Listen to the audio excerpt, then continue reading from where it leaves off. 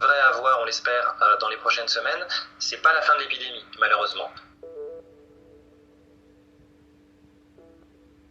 Le pic épidémique, c'est le moment à partir duquel l'épidémie reflue. Donc en fait, si on regarde la courbe des nouveaux cas détectés, c'est le moment à partir duquel la courbe commence à descendre. Et donc ça, mathématiquement, cette diminution de la courbe, c'est le moment où une personne infectée en infecte moins d'une en moyenne.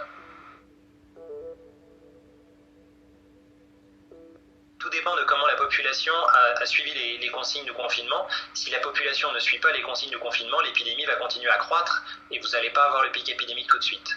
A l'inverse, plus la population répond bien, plus le pic arrive rapidement. Un paramètre clé pour comprendre comment une épidémie se propage, c'est ce qui s'appelle le R0. Donc c'est le nombre de personnes qu'une personne va infecter au cours de son infection. Si le R0 est de 2, ça veut dire qu'au cours de mon infection, je transmets l'infection à 2 autres personnes. Donc c'est clé pour comprendre une infection parce que en fonction de ce R0, vous allez pouvoir savoir quand va avoir lieu le pic épidémique et quelle va être l'intensité de ce pic. Quelle est la proportion de la population va être infectée.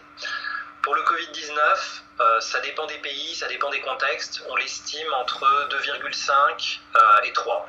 Donc ça veut dire qu'en moyenne, une personne infectée par le Covid-19 le transmet à 2,5-3 personnes. Si vous voulez empêcher l'épidémie de se propager, il faut que ce R0 passe en dessous de 1. Et en fait, le pic épidémique, ça correspond au moment où le R0 passe en dessous de 1.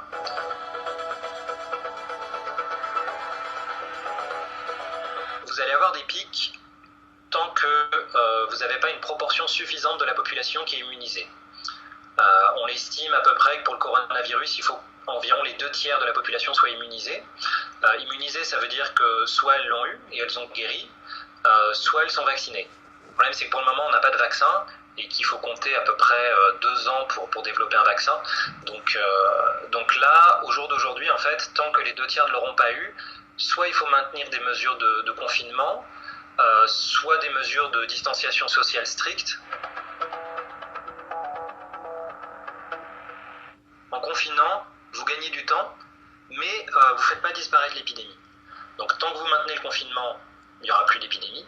Le problème, c'est que le jour où vous levez le confinement, surtout si vous le levez de manière trop brutale, sans distanciation sociale, vous allez repartir vers une croissance épidémique et vous allez repartir vers un nouveau pic. Le confinement ne vous fait que gagner du temps. Après, c'est très important de gagner du temps, en particulier pour les hôpitaux, parce que là, ils n'étaient pas du tout prêts. Donc de gagner du temps, clairement, ça sauve des vies, ça permet d'augmenter le nombre de lits en réanimation.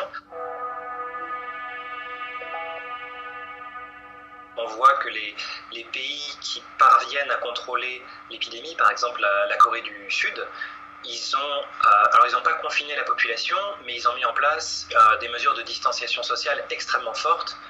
Tout le monde porte un masque en continu, il y a un dépistage en continu de la population, les cas sont signalés à leur contact. Donc voilà, vous maintenez quelque chose de très fort pour empêcher un redémarrage de l'épidémie.